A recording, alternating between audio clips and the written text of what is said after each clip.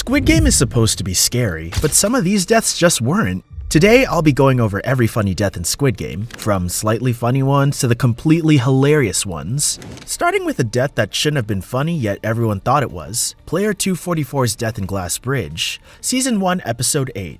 Most people know him as the religious guy or the Christian guy.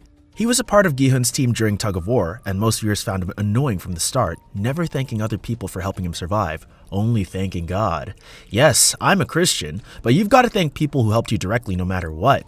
Ji-young points this out with a sassy tone, one of the things that make us love her character. He ends up picking position 6 before Glass Bridge, and once the first 5 players have fallen, he jumps forward and does the thing he does best, praying. He sits down and prays, using up precious time out of the 10 minutes they still had left, being only about halfway to the end. Based on the original time, each player has about a minute to get across, or that each of the 18 jumps gives about 50 seconds for a decision. He only ended up being able to pray for about 30 seconds from what we can see as the viewer. But who knows how much time he would have wasted. When Duksu shouts forward to tell player 151, position 7, to get him to stop if he doesn't want to wind up dead, player 151 jumps forward to push the religious guy off the platform. 244 sends him straight into the regular glass, sending him to his death. The setup. 244 jumps across to the tempered glass until 407 follows him, pushing him forwards while he screams before he can get back down to pray or gather his bearings. Multiple factors make this funny. First of all, his death is instant karma. It's exactly how he just killed someone, and it came back to bite him in the ass. Next, the scream. He gets sent forward with a half-comical scream, mixed with the realization of what he's doing wrong. Finally, he's a guy that we hate. People are bound to find it funny, or at least amusing to see him go out like this. Next up is another Glass Bridge death, or rather the reaction to it. Player 021, Glass Bridge position 4, dies towards the start of Glass Bridge after the math guy, player 062, works out that he's dead pretty much 100% of the time, 1 in 32,768, thank him, not me, so runs ahead without stopping to give the others time to realize where he went. He runs ahead, guessing 3 panes correct in a row before falling to his death.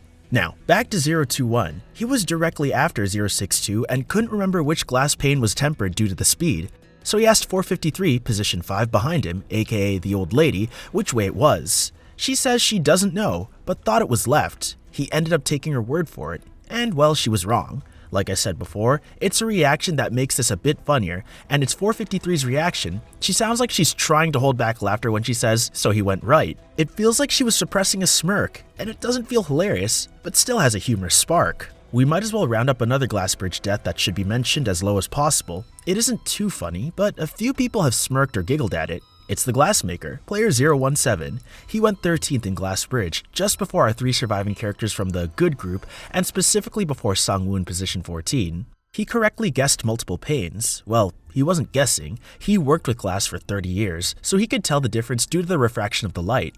The frontman and VIPs caught on to this, so the frontman changed the light settings so that they could still see, but he couldn't tell the difference. The Glassmaker struggles, becoming indecisive as he tries to tell the difference still. So Sangwoo jumps onto the pane when there are only 30 seconds left and pushes him onto the regular glass. Apparently, people find this funny, but I only see the humor in Sangwoo's line, "Then pick one," and how he delivers that line, but not the kill. Next up, we have the first deaths that many characters are aware of, the mass scares in Red Light Green Light in both seasons, Season 1 Episode 6 and Season 2 Episode 3, later in Season 2 due to the story. The way that most of us know what's going to happen, and how we laugh at their stupidity, almost, and how they know that they'll die if they run, but still do it.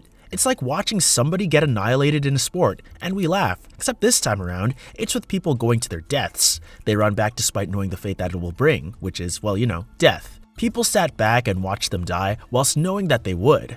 Now, we see a death that many cried over in the aftermath, but it happened in a funny way. It's Thanos' death between Season 2 Episodes 6 and 7. We see Thanos as the Season 2 version of Jang Duk-soo, but he gets taken out by one of the most random things, a fork.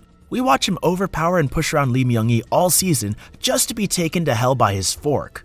And let's be real, nobody expected it to happen, and definitely not like this, so we couldn't help by either giggling or laughing when we see him being overpowered by a piece of cutlery. Now for a few collective deaths, most of Inho's cold blood kills. To start, we see him take out the masked square guard after Dalgona in Season 1 Episode 3, where he shoots him without a second thought, without a flinch, and how he thought he was going to survive, but received a bullet from somebody other than player 119. Less the death, more execution for the frontman to add to the element of humor, and that's only the beginning. Next up is his murder of the organ harvesting guard and Byung-hee, player 111 or the doctor, and how they were trying to betray each other. For some context, they had been running an organ harvesting scheme, selling the organs of dead players via Captain Park in the black market, making profit in secret. So obviously the frontman didn't know, and it really got to him.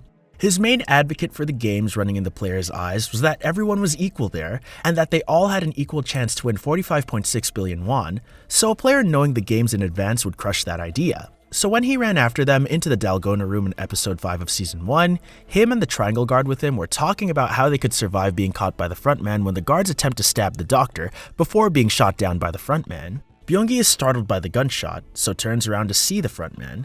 This scared him more than you would expect. Bear in mind that he's the first player to see the frontman, and that mask being the last thing you see before death must be enough to knock you unconscious before the bullet even hits you. Following in the frontman's steps are more deaths in the Dalgona area, this time directly after Dalgona, and yet another group. It's simply players who ran out of time after their second game or broke their shape under pressure. Whilst player 119 tries to revolt, the guards focus on wiping them out instead of 119. The way that it's so unexpected adds in an element of humor, and I suppose that player 119's death could be added with how he regrets his actions, but maybe not as much as even the glassmakers, so definitely less funny if at all. Finally, we have another glass bridge death. Well, two. The pair together to the end, Jang Duk-soo and Han Min-yo. From the moment they re-enter the games after the vote, it's apparent that Min-yo likes Duk-soo, so she decides to help him in Dalgona by dropping her smuggled lighter in front of him to make cutting the cookie easier. This works, so she asks what her reward will be, and he tells her he'll think about it in the bathroom. She takes the hint, and they do their thing.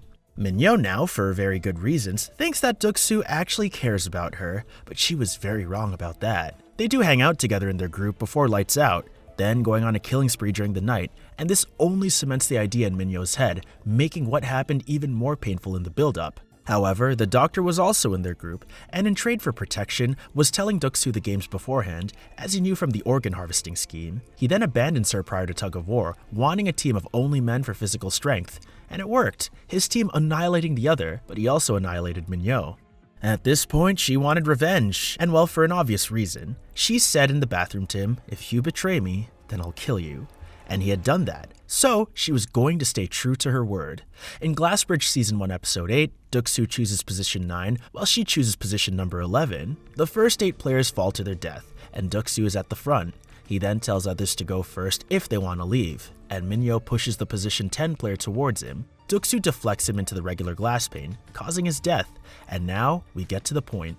Min-yo jumps onto Duk-soo's platform, making him think that she will go before him, but she has plans for them to go together. She wraps her arms around him, lecturing him, scaring him, and finally roasting his size before leaning back to kill them both.